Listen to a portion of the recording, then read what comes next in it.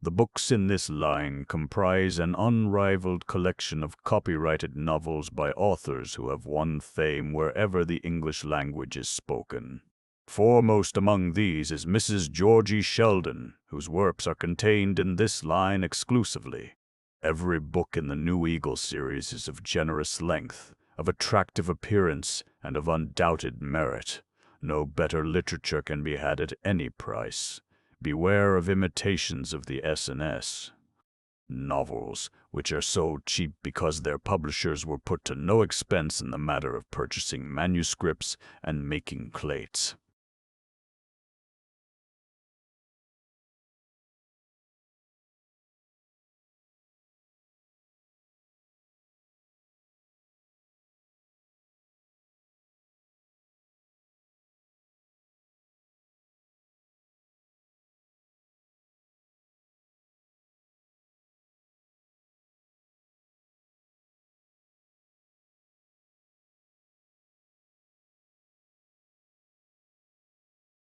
Notice: if these books are sent by mail, 4 cents must be added to the price of each copy to cover postage. 1. Queen Bess, by Mrs. Georgie Sheldon. 2. Ruby's Reward, by Mrs. Georgie Sheldon. 7.2. T. Keys, by Mrs. Georgie Sheldon. 12. Edry's Legacy, by Mrs. Georgie Sheldon. 44. That Dowdy, by Mrs. Georgie Sheldon. 55. Thrice Wedded, by Mrs. Georgie Sheldon. 66. Witch Hazel, by Mrs. Georgie Sheldon. 77. Tina, by Mrs. Georgie Sheldon. 88. Virgie's Inheritance, by Mrs. Georgie Sheldon. 99. Audrey's Recompense, by Mrs. Georgie Sheldon. 111. Faithful Shirley, by Mrs. Georgie Sheldon. 112. Grazia's Mistake, by Mrs. Georgie Sheldon. 133. Max, by Mrs. Georgie Sheldon. 44. Dorothy's Jewels, by Mrs. Georgie Sheldon. 55. Nameless Dell, by Mrs. Georgie Sheldon. 55. Nameless Dell, by Mrs. Georgie Sheldon. 66. The Masked Bridal, by Mrs. Georgie Sheldon. 77. Georgie Sheldon, Teenate. Dorothy Arnold's Escape, by Mrs. Georgie Sheldon. 99. D. Jeffrey's Victory, by Mrs. Georgie Sheldon. 2T9. Wild Oats, by Mrs. Georgie Sheldon. 2T9. Lost, a Pearl, by Mrs. Georgie Sheldon. 222. The Lily of Mordaunt, by Mrs. Georgie Sheldon. 2Th3. Nora, by Mrs. Georgie Sheldon. 2Th3. Nora, by Mrs. Georgie Sheldon. 244. A Hoyden's Conquest, by Mrs. Georgie Sheldon. 255. The Little Marplot, by Mrs. Georgie Sheldon. Georgie Sheldon. 266. The Wellfleet Mystery, by Mrs. Georgie Sheldon. 277. Brownie's Triumph, by Mrs. Georgie Sheldon. 282. The Forsaken Bride, by Mrs. Georgie Sheldon. 288. Sybil's Influence, by Mrs. Georgie Sheldon. 291. A Mysterious Wedding Ring, by Mrs. Georgie Sheldon. 299. Little Miss Whirlwind, by Mrs. Georgie Sheldon. 299. Little Miss Whirlwind, by Mrs. Georgie Sheldon. 339. His Heart's Queen, by Mrs. Georgie Sheldon. 339. His Heart's Georgie Sheldon. 35.1. The Churchyard Betrothal, by Mrs. Georgie Sheldon. 36.2. Stella Roosevelt, by Mrs. Georgie Sheldon. 37.2. A Girl in a Thousand, by Mrs. Georgie Sheldon. 37.3. A Thorn Among Roses, sequel to A Girl in a Thousand, by Mrs. Georgie Sheldon. 38.2. Mona, by Mrs. Georgie Sheldon. 39.1. Marguerite's Heritage, by Mrs. Georgie Sheldon. 415. Trixie, by Mrs. Georgie Sheldon. 459. The Other Woman, by Charles Garvice. 453. Winifred's Sacrifice, by Mrs. Georgie Sheldon. 450. Edna's Secret Marriage, by Charles Garvice. 451. Helen's Victory, by Mrs. Georgie Sheldon. 458. When Love Meets Love, by Charles Garvis 476. Earl Wayne's Nobility by Mrs. Georgie Sheldon 511. The Golden Key by Mrs. Georgie Sheldon 511. The Golden Key by Mrs. Georgie Sheldon 512. A Heritage of Love sequel to The Golden Key by Mrs. Georgie Sheldon 519. The Magic Cameo by Mrs. Georgie Sheldon 51T. The Heatherford Fortune sequel to The Magic Cameo by Mrs. Knight. Georgie Sheldon 531. Better Than Life by Charles Garvis 537. A Life's Mistake by Charles Garvis 542. Once in a Life by Charles Garvis 548. 'Twas Love's Fault by Charles Garvis 533. Queen Kate by Charles Garvis 530. Queen Kate by Charles Garvis 533.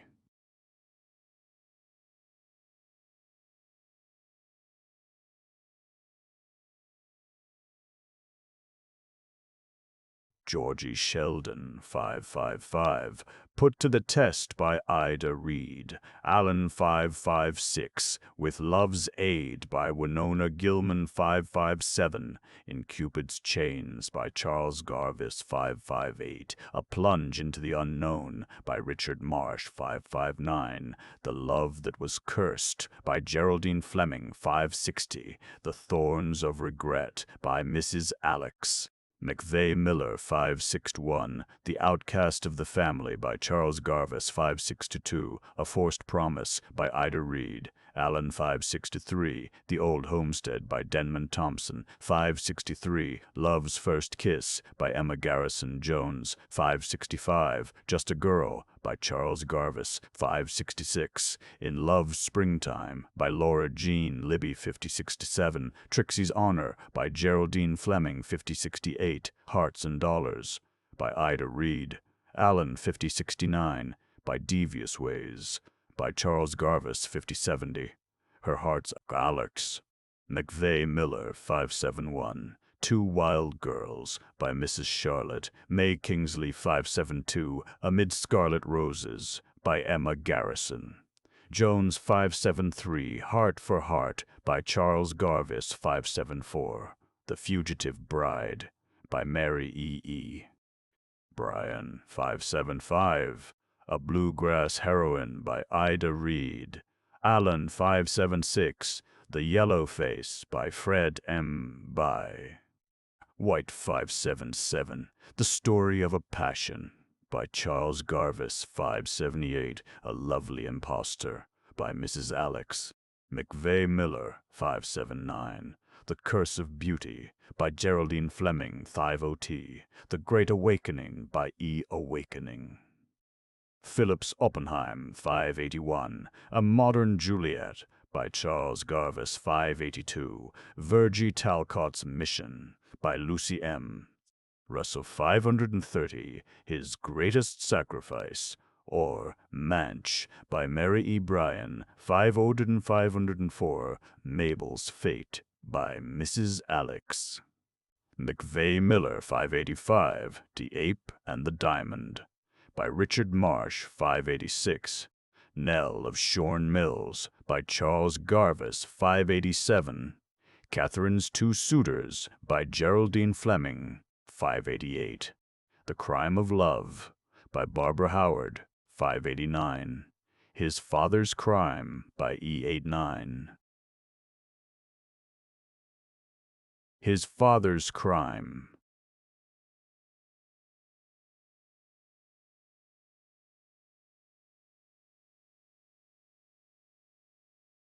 Phillips Oppenheim 590. What Was She to Him by Mrs. Alex McVeigh Miller 591. A Heritage of Hate by Charles Garvis 592. Ida Challoner's Heart by Lucy Randall Comfort 593.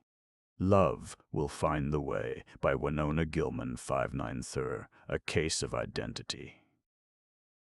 by Richard Marsh, 595. The Shadow of Her Life, by Charles Garvice, 596. Slighted Love, by Charles Garvice, 596. Slighted Love, by Mrs. Alex.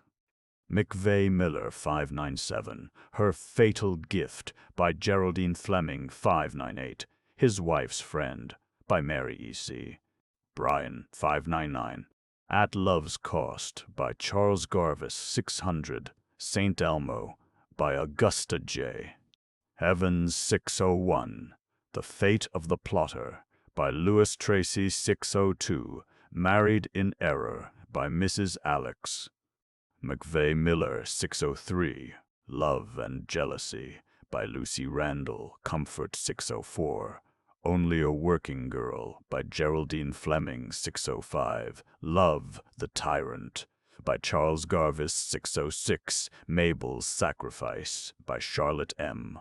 Stanley, 627. Sibylla the Siren, by Ida Reed. Allen, 628. Love is Love Forevermore, Mrs. Alex.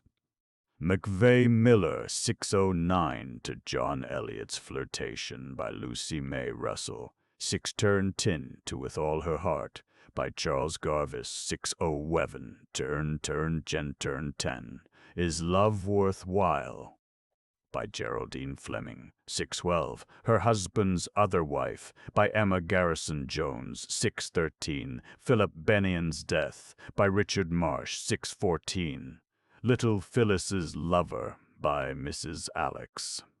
McVey Miller, 615. Maida, by Charles Garvice, 606. Strangers to the Grave, by Ida Reed. Allen, 607. As a Man Lives, by E. Phillips Oppenheim, 6018. The Tide of Fate, by Winona Gilman, 619. The Cardinal Moth, by Fred M. White, 620. Marcia Drayton, by Charles Garvice, 621. Lynette's Wedding, by Mrs. Alex.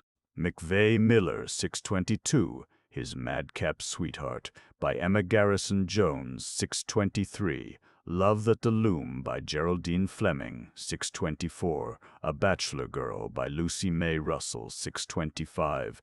Kyra's Fate, by Charles Garvice, 625. The Joss, by Richard Marsh, 625. My Little Love, by Mrs. Alex. McVey Miller, 628. A Daughter of the Marionis, by E. Phillips Oppenheim, 629. The Lady of Beaufort Park, by Winona Gilman, 630. The Verdict of the Heart, by Charles Garvice, 631. A Love Concealed, by Emma Garrison Jones, 632. Cruelly Divided, by Mrs. Alex. McVey Miller, 633. The Strange Disappearance of Lady Delia, by Louis Tracy, 634. Love's Golden Spell, by Geraldine Fleming, 635. A Coronet of Shame.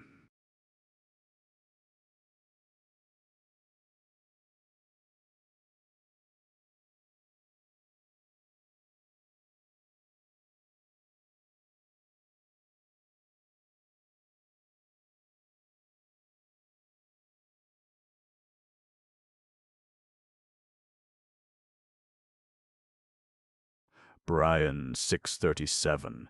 If It Were True, by Winona Gilman, 638. A Golden Barrier, by Mrs. Alex. McVey Miller, 639. A Hateful Bondage, by Barbara Howard, 640. A Girl of Spirit, by Charles Garvice, 641. Master of Men, by E.